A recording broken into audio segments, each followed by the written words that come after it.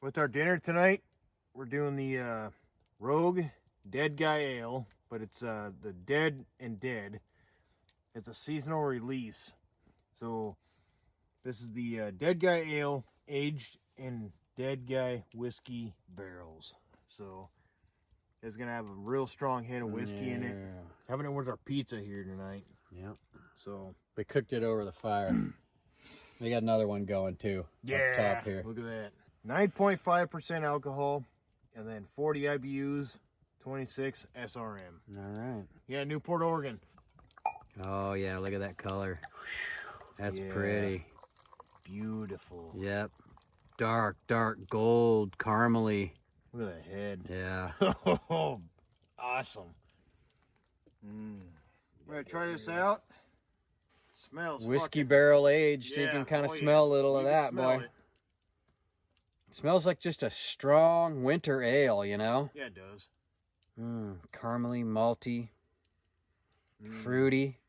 Real perfumey. It's pretty good. Oh God. Whiskey's there. Whiskey barrel is right. Yeah. Oh man. It's very whiskey-like in the middle and the finish. Yeah. At the beginning, it's got that kind of dark winter ale sort of flavor. Yeah. Oh yeah. You get a little bit of hoppiness out of it, just tiny. It's Lots of maltiness, and then it gives way to just a rich alcoholic, Yeah. you know? Well, and this isn't...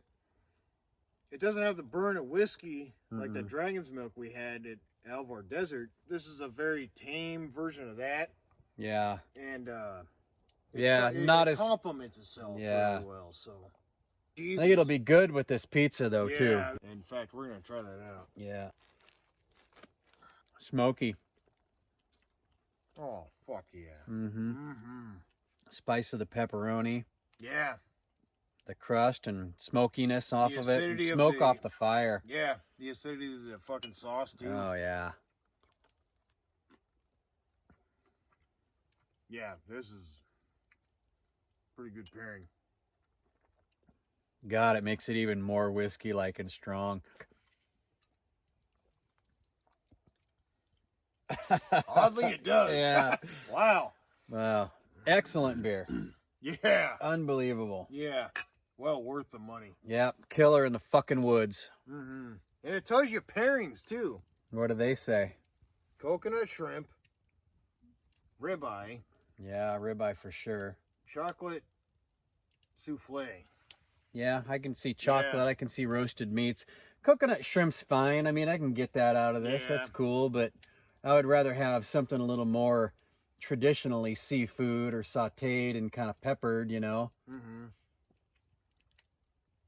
From what I understand with like alligator and stuff, this would probably go good with that.